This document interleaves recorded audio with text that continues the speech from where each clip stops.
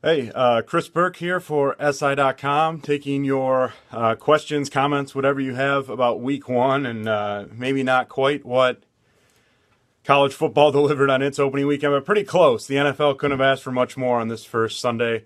Uh, Great games all the way through. Still have Cardinals Patriots to close out the night, but um, man, a lot to talk about. So if you have questions, make sure to fire them over. Yeah, it looks like I lost it there for a second, but yeah, Chris Burke here for SI.com again, taking your questions on week one. Just wrapped up with three more close ones late here. Giants taking down the Cowboys, the Lions coming back to beat the Colts after blowing a big lead, and the Seahawks holding off. They rallied too against the Dolphins. Again, if you got questions, fire them away here. I'll get to as many of them as I can. Be here for 15 or 20 minutes before the Sunday Nighter starts. I think one of the big topics out of today, Carson Wentz against the Browns. A win, obviously, for the Eagles. I thought Carson Wentz played pretty well. 29-10. I think that was their first question right into Carson Wentz. I think they've got to be happy with how he played. Certainly, some of those passes that Carson Wentz made, especially that first touchdown he threw. I mean, those were great passes, great throws into tight spots. I thought he looked pretty comfortable in the pocket, pretty comfortable making those adjustments at the line that you've got to make.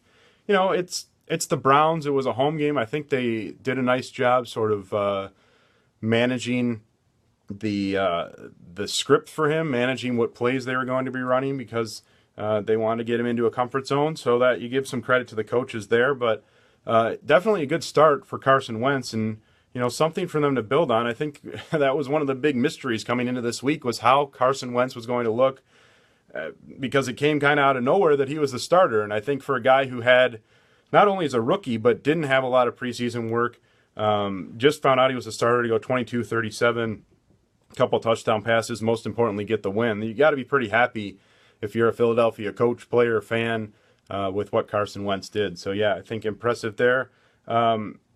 Dak Prescott, the other rookie making the start, a tough loss for them. Maybe would have had a shot at the end if Terrence Williams gets out of bounds.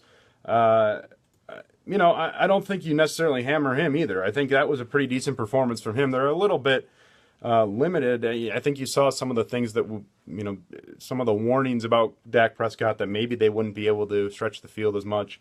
You have to see how he did against a defense in the regular season. But I thought he played pretty well, too. Still gives him that run-pass option that Tony Romo doesn't. Tough loss for them, though. Keenan Allen, yeah, I mean, that's brutal.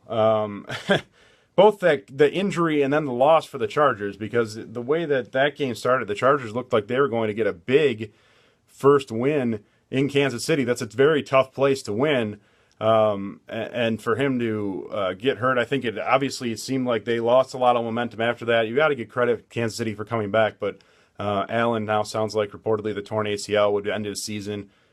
He's a great player when he's healthy, but they haven't been able to keep him healthy, and this is a huge setback for them. It was already a team that I think needed a lot of things to go right this year. So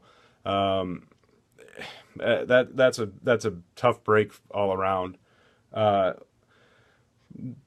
the two, what's my prediction for both tomorrow's games? I picked Pittsburgh to win in Washington. I think that's going to be a good back and forth game. I think we'll see both offenses move the ball pretty well, although I will say I think both those defenses are a little bit underrated. But I think Pittsburgh wins that game. I think that the playmakers they have, even without some of the guys that are in there, I think Antonio Brown is going to be tough to deal with on the outside, and so I think Pittsburgh wins that game. I picked San Francisco to win the late game tomorrow night. I don't like to pick against the home team in that Monday night doubleheader, the late game, because it seems like the home teams always, for whatever reason, have an edge there. I don't know if it's just scheduling or what, but that one could be ugly. That could be 13-10 and right down to the wire. But I think San Francisco might be able to get something going with the run game. So I'll take them at home. Oop, almost lost you guys there. Yeah, Carson Wentz, talked about him a little bit. I thought he played well. Yeah, I thought it was a good start for Carson Wentz. And, again, something to build off of. I think they'll continue to expand the playbook. I think that's the thing, too. I think they gave him a lot today for his first game, for having not started in the preseason. I think they did a lot of different things with him. And I think they'll continue to add to what they can do offensively. Who can the Saints bring in with Burrow going down? Yeah, that's another huge injury. We saw a lot of big injuries. Keenan Allen, Brian Cushing now out for a few weeks. Delvin Breaux. The Saints are in trouble. At this point, there's not really anyone they can come in and help them. He was their best cornerback. That's a huge loss for them. I don't know that they're going to find anyone who steps in. I assume they'll go, you kind of could go two ways now. You either go try and find a veteran who's been there before. I think the better choice for them is to try to find someone who maybe was a late cut, a younger guy, and just go youth at that position. Again, they've tried to do that a little bit on defense. They're a little snake bitten with injuries. They keep losing, Kikaha, Sheldon Rankins, and pretty tough. He looked like his playbook was bigger than Dak Prescott's. I assume that's on Wentz. And that's sort of mentioned that on Prescott too. I think that, it's tough those first games going in. You're not sure exactly what you're going to get from the defenses, not sure what you're going to be able to do with your quarterback. And I think in both cases, you'll see teams add on. You'll see the scripts get a little more varied for Wentz and Prescott as we go. So you would expect week 2, week 3, week 4 to be better. But, again, I think it was a decent start. I mean, Dak Prescott's probably not going to win you ball games right now on his own. You've got to get some help. They had some trouble getting the run game going, only 51 yards for Zeke Elliott. Alfred Morris gave him a nice boost. But, that's sort of the challenge. Teams are going to load up against that run game. Jags playing better than expected. That's a tough one for the Jaguars because those last couple play calls, that game was right there for the taking. They lose by 4. Some of that is just some of those plays Aaron Rodgers made are plays that only Aaron Rodgers can make, really. The touchdown pass he made with a guy on his back. He does some incredible things, and that's why you have to continue thinking of the Packers, I think, as the favorite in the NFC North. But, there were some positives for the Jaguars, sure. But again, we know that they're good offensively, and I think not having Chris Ivory there was a hit late. I think it would have been helpful, obviously, to have two guys in that backfield to kind of go 1-2 punch. But TJ Yeldon, only 39 yards rushing, tough day for him. So maybe Ivory gives him a little more there, helps balance out that offense. I think that's the big thing, getting some balance on that offense. I think the defense, again, I think they did some all right things. Aaron Rodgers made some plays that you just kind of tip your cap. And I don't know. It's hard to really say they took a step forward because I think everyone expects the Jaguars to be competitive this year. So those are games you'd like to see them win if they're going to make a run at the playoffs. Will the Lions make the playoffs? I don't think so. But they needed this one today because it was 21-3. They had to finish it off. A nice comeback at the end. I think it was another example. Matthew Stafford kind of gets a bad rap, I think, because of what his record's been on the road, what his record's been against winning teams. And I think this was another example where, you see it's not always him. He has some off days, but when they lose, a lot of the time it's not on Matthew Stafford. And same thing, if they had lost because of that missed extra point, that goes down as a Matthew Stafford loss. But he comes back, gets in the win. I think that's what they are. They're very diverse offense. I think they're really diverse in the passing game. Theo Riddick, Amir Abdullah, great. Versatile 1-2 punch out of the backfield, but that defense is problematic, and especially, at the linebacker spot, there's not a lot of depth there. DeAndre Levy's just coming back from injury. Tahir Whitehead, I think you saw some problems in coverage. That Jack Doyle touchdown to put the Colts ahead late was kind of a miss by Whitehead, it looked like, in coverage. So they're going to have some problems on defense, but, I think they're kind of a sleeper to maybe get to the playoffs. Are the Dolphins better than shown on paper? If the Dolphins' defense plays like they did today, that's really the key. I think the offense will come along, and this is sort of the thing with the Adam Gase scheme. It just takes a while, and that's what the Bears said when he came in last year, what Jay Cutler said in camp, what Gase sort of warned about at the start of last season. It takes a few weeks once you get into the regular season for that offense to really start clicking, and I think you saw, up against the Seahawks on the road, that's tough to do anyway. So the offense isn't quite there. Could have had some more points, to be sure, especially the Kenny Stills drop pass deep. But the defense is really the key for them. If they can play like they did up front today, that defensive line has a chance to be really good. Obviously, Sue and Wake, and they've got some other pieces there, but they need to continue to do that on a week in, week out basis. I'm not sure that they can necessarily. I think we'll see some inconsistencies, probably an up and down year from them, but I think Miami will be better in the second half of the season than they are in the first half. That's true of a lot of teams, but especially a team like that with the coaching change and the drastic scheme change that they've gone through. A few more here. Do you think the Bengals have the talent to make it far this season? I mean, I think for me, the Bengals, I kind of look at them the same way every year. You kind of, at this point, for better or worse, almost expect them to get to 10, 11, 12 wins, be in the playoffs, and then you kind of see what happens there. So, I think this was a really good win for them. Yeah, I mean, on that question that just came up, did Cincinnati win or the Jets lose? I think you're probably feeling that whether you're on either side. For Cincinnati to go on the road, win in New York, that's a really, really good road victory, especially the way it happened, having to go down to the wire. The Jets have to feel like they should have won that game, and especially now, you look at the AFC East, and Buffalo couldn't pull it out. Miami couldn't pull it out. Patriots have a really tough game tonight. So the Jets, a big missed opportunity and a really tough schedule for them coming up. What do you think about the Giants? I mean, I picked the Giants to win the East before the season started, and I think that, you saw some signs of why. And again, you get Dak Prescott in the opener on the road. It's kind of balances out, but they'll see some tougher, more experienced quarterbacks, obviously. But that defense is better. I mean, I think you saw that, especially, again, against the run. They were really good today. So that defense, if it's better than it was last year, the offense is going to be good for the Giants. They're going to score some points. And it was a little clunky at times. Eli Manning's still going to make some mistakes from time to time. But, with Shepard, now Cruz looked really good today for his first game back in a while. Obviously, Odell Beckham's there. Shane Vereen was very effective for them. So I think that they have a chance to be a pretty complete team and a dangerous team, especially in the passing attack. So, yeah, a good win for them. Are the Bears the worst team in the league? I said I picked San Francisco, kind of waiting to see what San Francisco does. I think the second half, too, Tennessee's run game is better this year, but that's still a roster that's lacking in a lot of spots, and I don't necessarily trust the Tennessee coaching staff there. So those are two that jump out. Yeah, maybe San Diego's in that mix. I don't really think the Bears are. I think the Bears, to me, are somewhere in the 6 to 8 win range this year when all's said and done.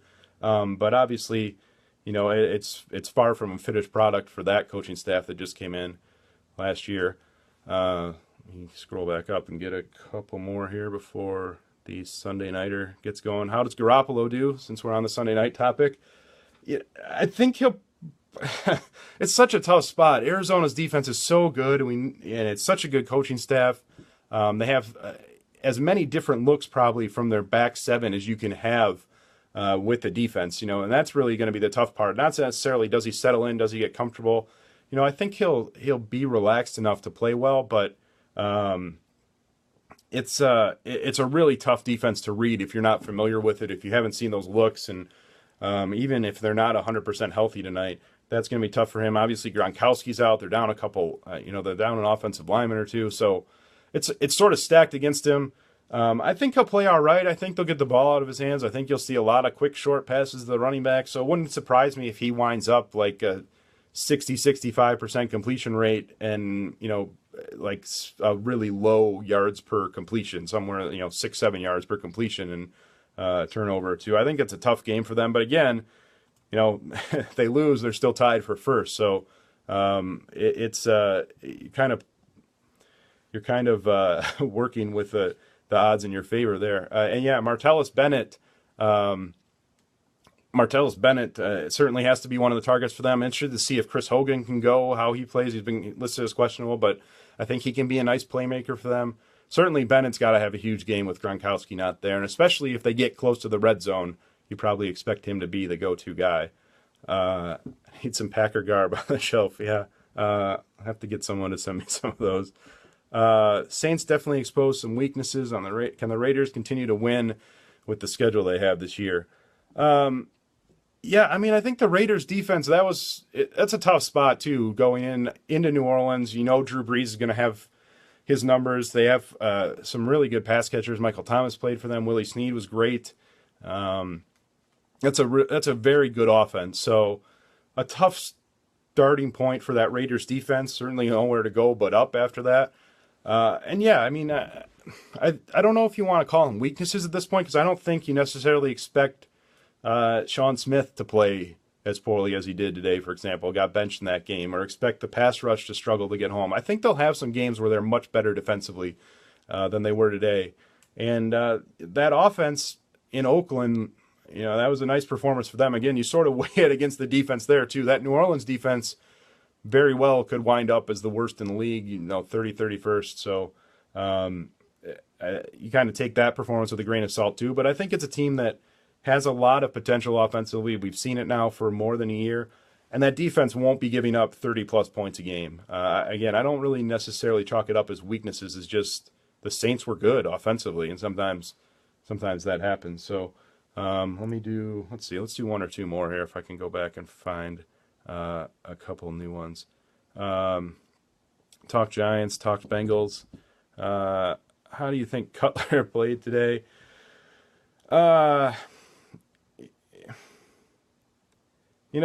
Cutler's a tough one because I really have tried to stay in his corner through his whole career, I think, more so than some other people. And you still even see where he hits a big play or two, but you always are kind of afraid that negative play is coming. And we saw it again. And, problems up front. They didn't necessarily have a great day blocking for him. The thing with Jay Cutler is I think at this point you get what you get, and especially in Chicago, until he switches teams, if that ever happens, I think this is it for Jay Cutler. You're going to have some really good games. You'll have some great moments, even in losses, and then you're going to have the mistakes. And that's just what he is as a quarterback now. If the blocking breaks down, you're probably going to have some, the interceptions and the fumbles because he tries to create stuff that's not necessarily there. So, they can win with him some games. I don't think they're ever going to be necessarily better than they have been with him. And that kind of puts him in that no man's land where you probably see him moving on in a couple of years or a year. I mean, whenever they feel like they can get out from under that contract. Okay, we'll do these last two and then we'll call it a night. The Skins this year, yeah. I said I picked Pittsburgh tomorrow, but to me, the NFC East is really tough to call. I had the Giants winning preseason, but the Washington to me sort of sets up pretty similarly to the way it did last year. You're relying a lot on Kirk Cousins to be at least as good as he was last year, but with Jordan Reed, Pierre Garçon, Crowder, that's a team with a lot of weapons at wide receiver, a run game that should be pretty good. So, offensively, I think that they should be good enough to challenge for that division again, and so it comes back to the defense, and if the defense is going to get enough out of the secondary and enough out of the pass rush, it wouldn't surprise me if they won the NFC East. I think they're more of a 7-9 team than a 10-6 team, but I don't think there's it's kind of a razor thin margin there. And last one, we'll go back to the Dolphins. Dolphins defense looked good, but why is the offense still struggling? Again, some of it's just a scheme change. I think it takes some time. Ryan Tannehill, I think, can be pretty good in this Adam Gase scheme. I think we saw some positive signs from him late in that game, a nice drive at the end. They've got to get the run game going. That's really the biggest key. You can't rush for 40 yards and win too many games. So if they can get Foster, if they can get Jay Ajayi, that's really the mystery going forward. Are you going to get anything out of Jay Ajayi? It was a healthy scratch in week 1. I don't know that Arian Foster's a guy they were planning on to handle 25, 30 carries a game. So, if they can slowly build that run game up, they can be better. They will be better in the passing attack. It's just going to be a few weeks, I think. All right. This is the last one, I promise. If Bills go 4-12, like I think, why won't Rex get fired? Between the stuff that's gone on, issues that they've had with, the draft picks being injured, I guess is not necessarily their fault, but certainly didn't help. And any off-field issues and now struggling weren't necessarily as good as they wanted to be last year. That's a team that's one of the hardest teams for me to peg when we came into the season because I think Tyrod Taylor he had a really good year last year. You kind of wonder if he can keep it up for a second season. He didn't do it, and again, you don't want to pin too much on the quarterback, but the offense just wasn't there for them in this first game back. And Sammy Watkins, got to ease him in a little bit. So he'll, 4 catches for 43 yards. That's sort of the floor for him, I think. I think we'll see him get going. McCoy, tough game. The Ravens defense played well. The Bills offensive line didn't play that well. So I don't think they're a 4-12 team.